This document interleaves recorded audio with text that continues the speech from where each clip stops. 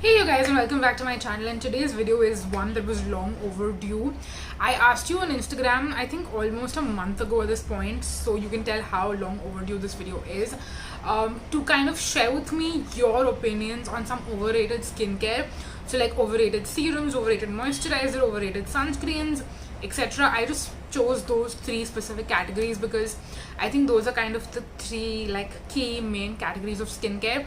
Of course, there is face wash as well, but I just could not think of any overrated face washes at the top of my head. So yeah, if you think there are any, leave a comment down below and share with me your opinion on some overrated face washes. But in today's video, we're going to talk about some of your opinions on overrated skincare, as well as I'm going to share my opinions on these two, and I'm also going to share some things that I also personally think are overrated when it comes to skincare products and skincare categories. So if you are interested in this video, please keep on watching, you guys. And I'm also going to leave my Instagram handle down below. I try to do a bunch of interactive content over there as well, on stories, post reels, stuff on the feed as well. So if you are interested in more content, then do go and check out my Instagram as well. But yes, now let's dive right into the video. So when I asked you overrated serum, the one that I got as a response, I actually do agree with as well, and I've spoken about this in the past.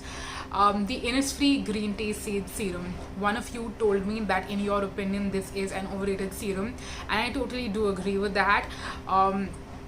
It's one that I've spoken about back in 2020 when I was trying out a lot of overhyped skincare and like products that were talked about a lot, and I did like my hashtag worth the hype series. I did mention the Innisfree green tea seed serum in that particular series, and I told you how I do personally think that this is one that is overrated, hyped, not worth the money, not worth the hype, and all the attention that it gets, mainly because I just think it's a good hydrating serum. Like, that's all that it is. I don't see any active ingredient benefits. I don't see any specific changes in my skin or improvements in my skin when I use it.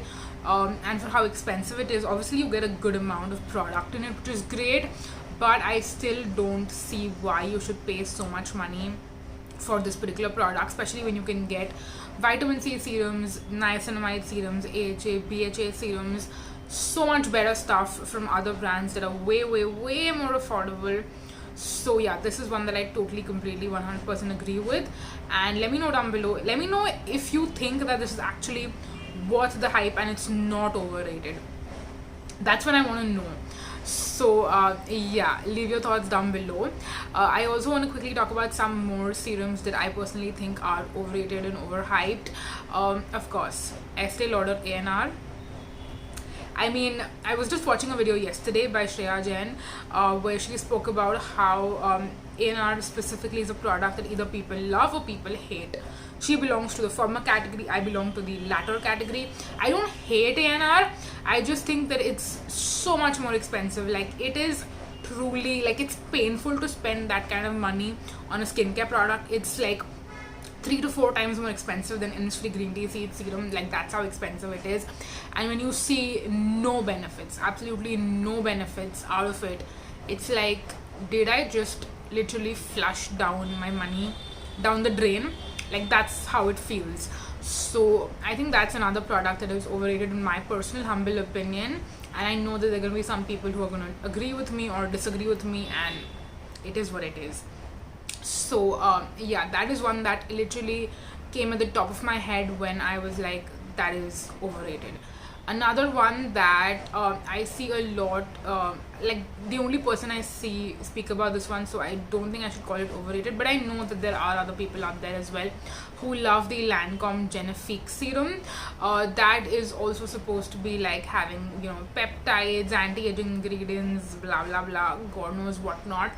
But that's another one that I again can't just think that someone could spend that kind of money. Like, I think Lancome is even more expensive than Estee Lauder, so I can't even imagine how expensive that serum is. And yeah, I just don't like makeup brands doing skincare and then being so expensive. So yeah, that's another one that I think is a little overrated. um, again, just my opinion. Moving on, next let's talk about overrated moisturizers, because we can talk about overrated moisturizers. On Instagram, the response that I got when it came to overrated moisturizers, there are two. There is Clinique Moisture Surge and there is Belief Aqua Bomb. Now, I have thoughts. I have tea to spill. So, Clinique Moisture Surge is another one of those products that I tried out in my hashtag Worth the Hype series, and I spoke about it. I mentioned that, you know what, it's just a nice hydrating gel moisturizer that feels amazing on the skin, but again, it's super expensive for what it is, and there are so many more affordable alternatives for it. There is the Neutrogena Hydro Boost, there is the Pond's Gel Moisturizer that has so much more product and it's so much like inexpensive. It's like a fraction of the price.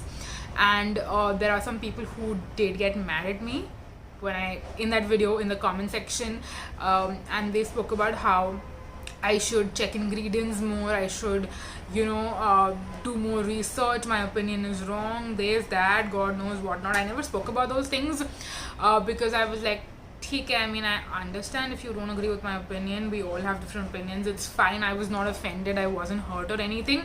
I was just so surprised that people got so heated, and yeah, I'm still gonna say this. Clinique Moisture Surge, in my personal humble opinion, is overrated. I totally agree with the person who sent this response, because yeah, I feel that way as well. It's a really nice hydrating gel moisturizer, but it costs so much money for what it is, and they keep coming out with like different types, and they keep revamping and like launching 48 hours, 72 hours, 100 hours, 200 hours, God knows what not. But yeah, it is what it is. That's that.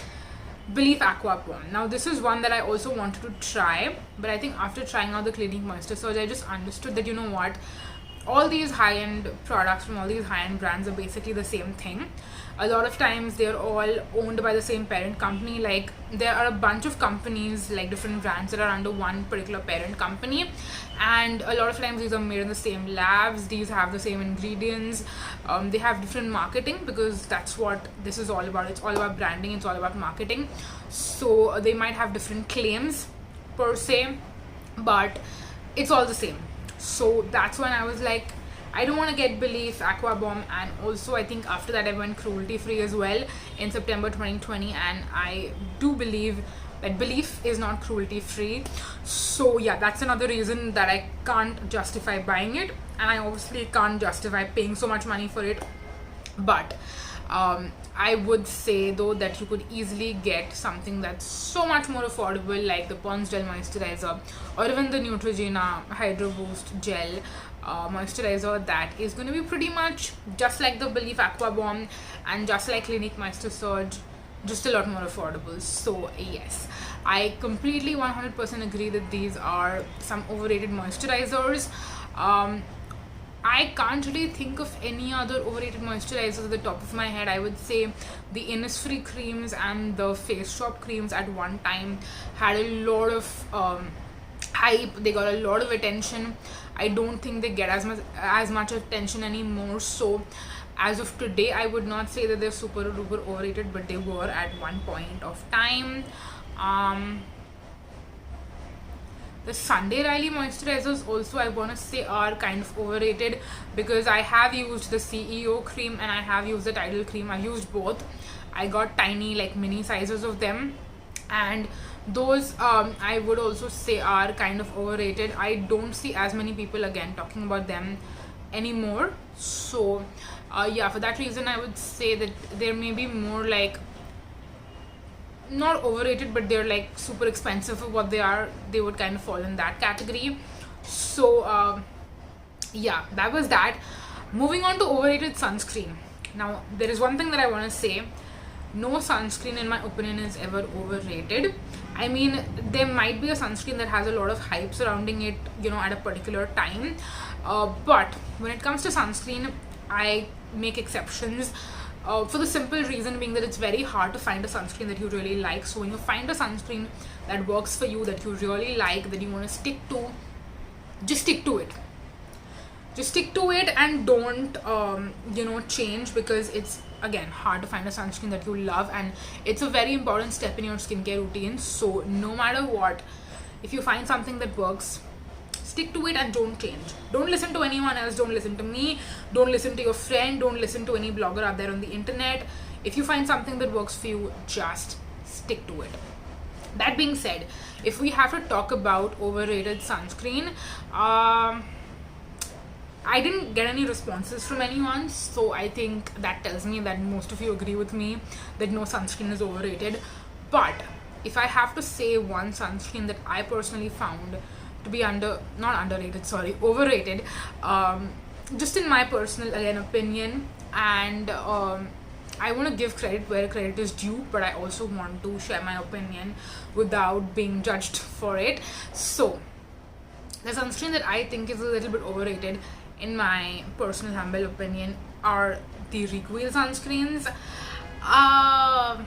Yeah, I remember very clearly talking about this in a video that I want to give Recoil credit where credit is due, because before other brands started coming out with like really good sunscreens, the only brand out there that I felt had good sunscreens was Recoil. So that's where I would say that I'm going to give them credit where credit is due.